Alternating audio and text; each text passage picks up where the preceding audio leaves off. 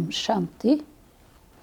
आज प्यारे बाबा के 5 फरवरी के महावाक्य हैं और आज प्यारे बाबा हम बच्चों को राजयोग सिखाकर जो प्राप्तियां कराते हैं, पिता होने के कारण से जो वर्षा अधिकार हमको देते हैं, 21 जन्मों का, विश्व की बादशाही का, सतयुगी दुनिया में जाने का, ये जो प्राप्तियां बाबा हमको देते हैं, दे रहे हैं, वो सब गुप्त है और हम बाबा के बच्चे भी गुप्त हैं। इसलिए बाबा ने कहा कि तुम बच्चों को ठाठ बाट से नहीं रहना है। जैसे प्यारे ब्रह्मा बाबा इतने ऊंचे लेकिन कितने साधारण रहते थे, तो ऐसे ही बाबा ने कहा कि तुम बच्चों को वर्तमान समय साधारण रीति से रहना है, क्योंकि तुम गुप्त हो। गुप्त रूप से भगवान से अपनी बादशाही ले रहे हो। वो बादशाही, वो विश्व का राज्य भाग्य जो कि अचल, अटल और अडोल है, ऐसा राज्य भाग्य वर्तमान समय हम भगवान से प्राप्त कर रहे हैं। तो आज के महावाक्यों का सार ही है, मीठे बच्चे, यहाँ तुम्हारा सब कुछ गुप्त है, इसलिए तुम्हें कोई भी ठाठ नहीं करना है। अपनी नई राजधानी के नशे में रहना है। प्रश्न है, श्रेष्ठ धर्म और दैवी कर्म की स्थापना के लिए तुम बच्चे कौन सी मेहनत करते हो? उत्तर है, तुम अभी 5 विकारों को छोड़ने की मेहनत करते हो, क्योंकि इन विकारों ने ही सबको भ्रष्ट बनाया है।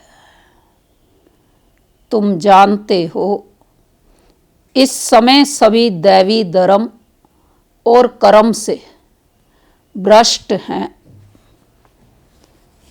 बाप ही श्रीमत देकर श्रेष्ठ धर्म और श्रेष्ठ दैवी कर्म की स्थापना करते हैं। तुम श्रीमत पर चल बाप की याद से विकारों पर विजय पाते हो। पढ़ाई से अपने आप को राज तिलक देते हो। गीत है आज की मुरली का, तुम्हें पाके हमने जहां पा लिया है, जमी तो जमी आसमां पा लिया है। ओम शांति। मीठे मीठे रूहानी बच्चों ने यह गीत सुना। आप सब भी अभी ये गीत बज रहा था तो सुन रहे थे ना। तो रूहानी बच्चे ही कहते हैं कि बाबा, बच्चे जानते हैं यह बेहद का बाप बेहद का सुख देने वाला है, अर्थात वह सभी का बाप है। उनको सब बेहद के बच्चे आत्माएं याद करते रहते हैं, किस न किस प्रकार से याद करते हैं, परंतु उनको यह पता नहीं है कि हमको कोई उस परम पिता परमात्मा से विश्व की बादशाही मिलती है। तुम जानते हो, हमको बाप जो सतयुगी विश्व की बादशाही देते हैं, वह अटल, अखंड, अडोल है। वह हमारी बादशाही 21 जन्म कायम रहती है।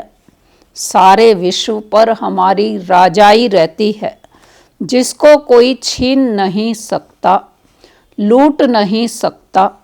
हमारी राजाई है अडोल, क्योंकि वहाँ एक ही धर्म है, द्वैत है नहीं, वह है अद्वैत राज्य। बच्चे जब भी गीत सुनते हैं तो अपनी राजधानी का नशा आना चाहिए। ऐसे ऐसे गीत घर में रहने चाहिए। तुम्हारा सब कुछ है गुप्त, और बड़े बड़े आदमियों का बहुत ठाठ होता है, तुमको कोई ठाठ नहीं है। तुम देखते हो बाबा ने जिसमें प्रवेश किया है वह भी कितना साधारण रहते हैं। यह भी बच्चे जानते हैं यहाँ हर एक मनुष्य अनराइटियस छीछी काम करते ही है, इसलिए बेसमझ कहा जाता है। बुद्धि को बिल्कुल ताला लगा हुआ है।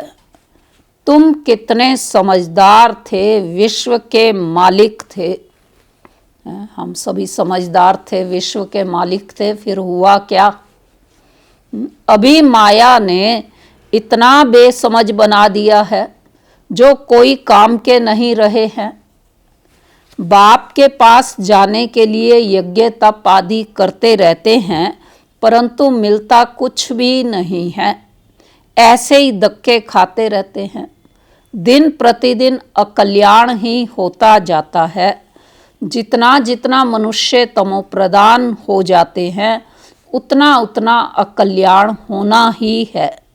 ऋषि मुनि कहते हैं, ऋषि मुनि जिनका गायन है वह पवित्र रहते थे, लेकिन उन्होंने भी क्या कहा ईश्वर के लिए? नेति नेति कहते थे।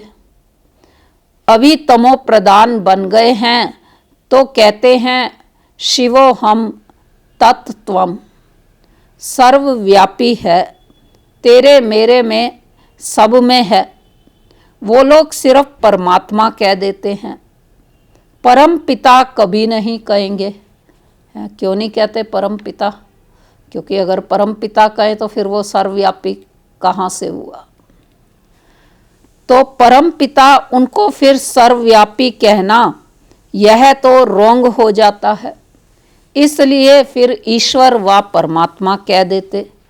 पिता अक्षर बुद्धि में नहीं आता है, करके कोई कहते भी हैं तो भी कहने मात्र। अगर परम पिता समझें तो बुद्धि एकदम चमक उठे। बाप स्वर्ग का वर्षा देते हैं, वह है ही हेवनली गॉड फादर।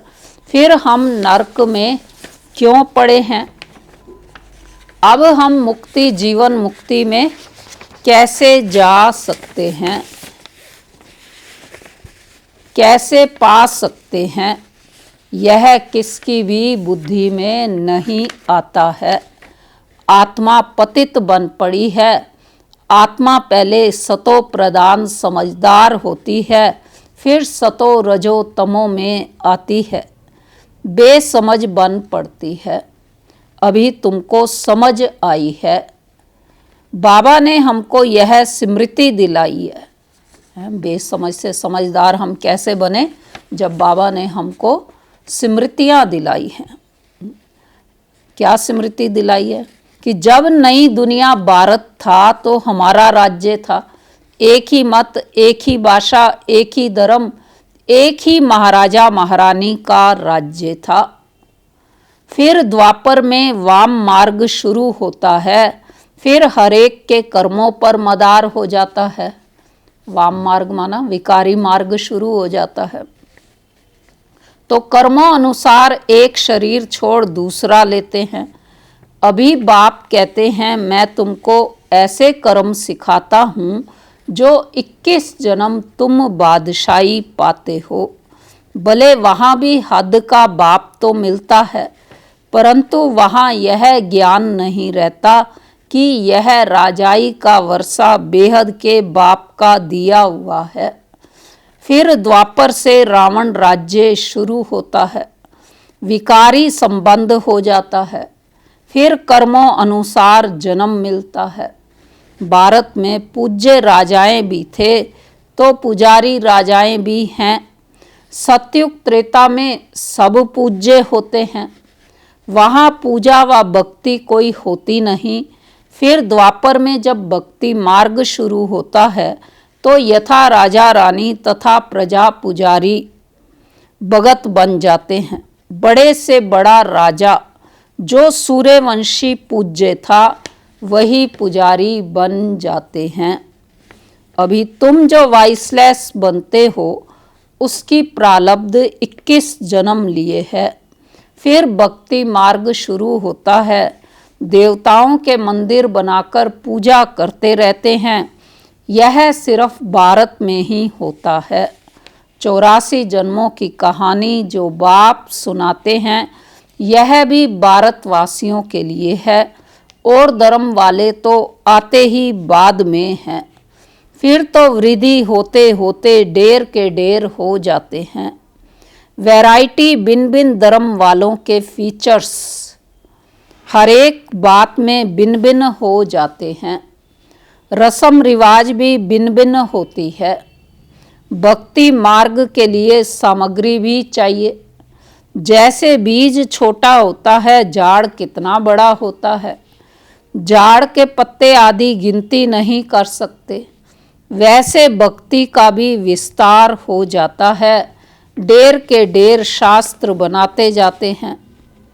अब बाप बच्चों को कहते हैं कि यह भक्ति मार्ग की सामग्री सब खत्म हो जाती है। अब मुझ बाप को याद करो। भक्ति का प्रभाव भी बहुत है ना, कितनी खूबसूरत है। बाबा कह रहे भक्ति कितनी खूबसूरत है। क्यों? भक्ति में क्या होता? नाच तमाशा गायन आदि कितना खर्चा करते हैं। अभी बाप कहते हैं मुझ बाप को और वर्षे को याद करो। आदि सनातन अपने धर्म को याद करो। अनेक प्रकार की भक्ति जन्म जन्मांतर तुम करते आए हो। सन्यासी भी आत्माओं के रहने के स्थान तत्व को परमात्मा समझ लेते हैं। ब्रह्म व तत्व को याद करते हैं।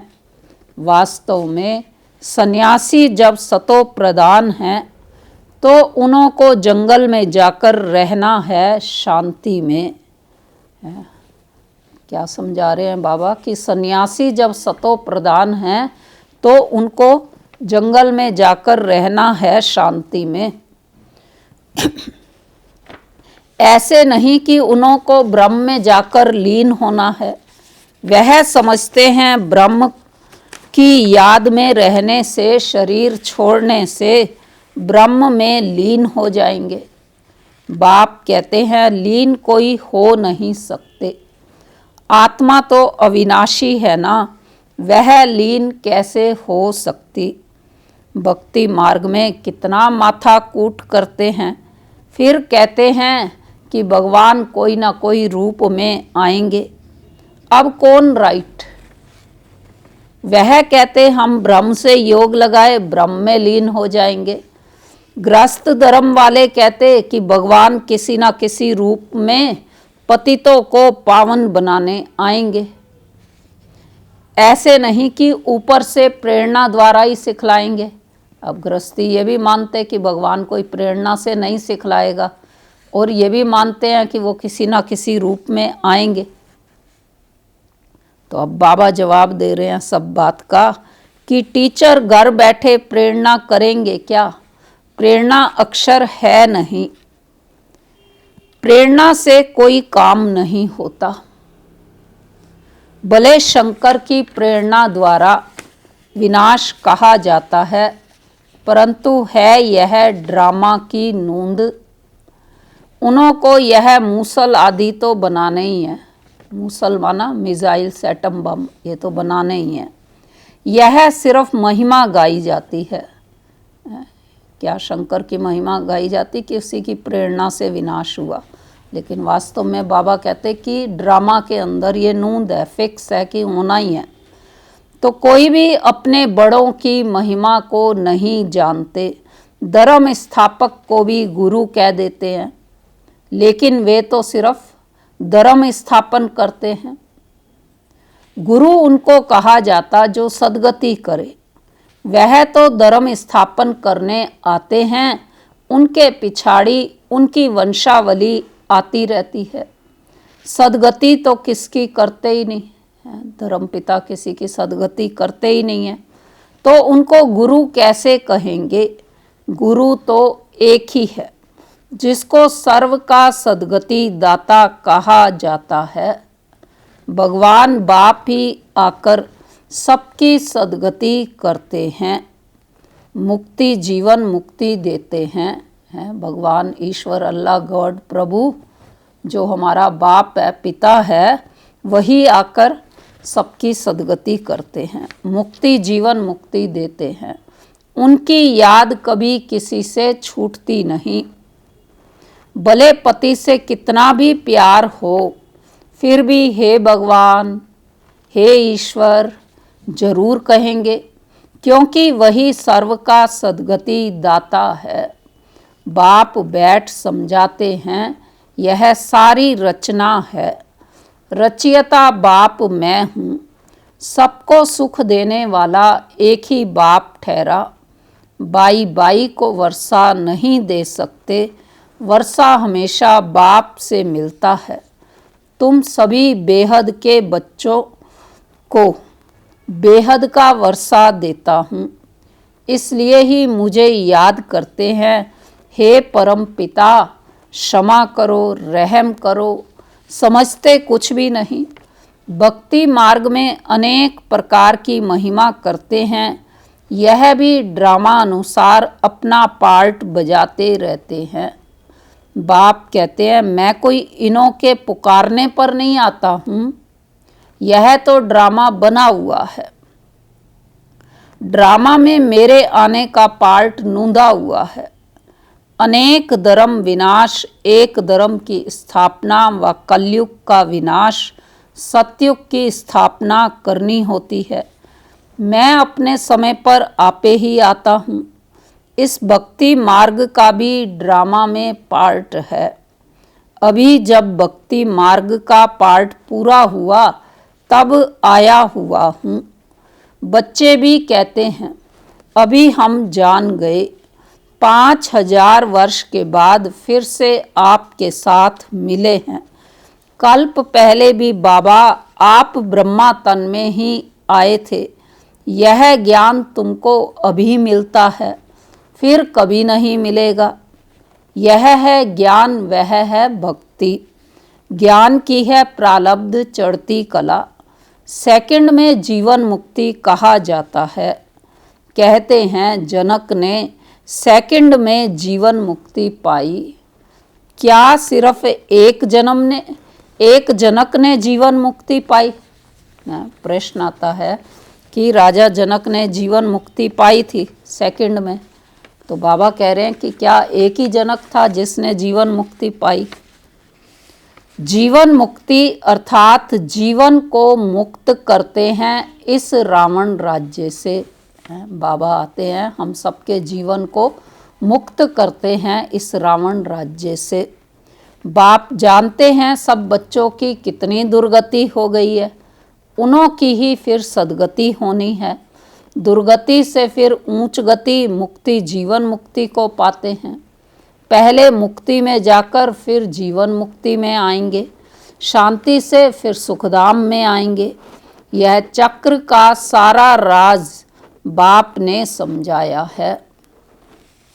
तुम्हारे साथ और भी धर्म आते जाते हैं, मनुष्य सृष्टि वृद्धि को पाती जाती है। बाप कहते हैं इस समय यह मनुष्य सृष्टि का झाड़ तमो प्रधान जड़ जड़ीभूत हो गया है। आदि सनातन देवी देवता धर्म का फाउंडेशन सारा सड़ गया है, बाकी सब धर्म खड़े हैं। भारत में एक भी अपने को आदि सनातन देवी देवता धर्म का समझता नहीं है। हैं देवता धर्म के, परंतु इस समय यह समझते नहीं हैं। हम आदि सनातन देवी देवता धर्म के थे, क्योंकि देवताएं तो पवित्र थे। समझते हैं हम तो पवित्र हैं नहीं, हम अपवित्र पतित अपने को देवता कैसे कहलाएं। यह भी ड्रामा के प्लान अनुसार रस्म पड़ जाती है हिंदू कहलाने की। आदमशुमारी में भी हिंदू धर्म लिख देते हैं। भले गुजराती होंगे तो भी हिंदू गुजराती कह देंगे। उनसे पूछो तो सही कि हिंदू धर्म कहाँ से आया, तो कोई को पता नहीं है। सिर्फ कह देते हमारा धर्म कृष्ण ने स्थापन किया। फिर क्वेश्चन करो कब, तो कहेंगे द्वापर में। द्वापर से ही यह लोग अपने धर्म को भूल हिंदू कहलाने लगे हैं। इसलिए उन्हों को दैवी धर्म भ्रष्ट कहा जाता है। वहाँ सब अच्छा कर्म करते हैं, यहाँ सब छी कर्म करते हैं। इसलिए देवी देवता धर्म भ्रष्ट कर्म भ्रष्ट कहा जाता है। अब फिर श्रेष्ठ धर्म से श्रेष्ठ दैवी कर्म की स्थापना हो रही है। इसलिए कहा जाता है अब इन 5 विकारों को छोड़ते जाओ। यह विकार आधा कल्प से रहे हैं, अब एक जन्म में इनको छोड़ना, इसमें ही मेहनत लगती है। मेहनत बिगर थोड़े ही विश्व की बादशाही मिलेगी। 63 जन्म तक तो विकारों के वशीभूत रहते हैं, और अब बाबा कहते ये अंतिम जन्म, इस एक जन्म में ये सारे विकार छोड़ने हैं, तो इसलिए इसमें मेहनत लगती है। तो फिर बाबा कह रहे हैं कि मेहनत बिगर थोड़े ही विश्व की बादशाही मिलेगी। बाप को याद करेंगे तब ही अपने को तुम राजाई का तिलक देते हो, अर्थात राजाई के अधिकारी बनते हो। जितना अच्छी रीति याद में रहेंगे, श्रीमत पर चलेंगे, तो तुम राजाओं का राजा बनेंगे। पढ़ाने वाला टीचर तो आया है पढ़ाने। यह पाठशाला है ही मनुष्य से देवता बनने की, नर से नारायण बनाने की कथा सुनाते हैं। यह कथा कितनी नामी ग्रामी है।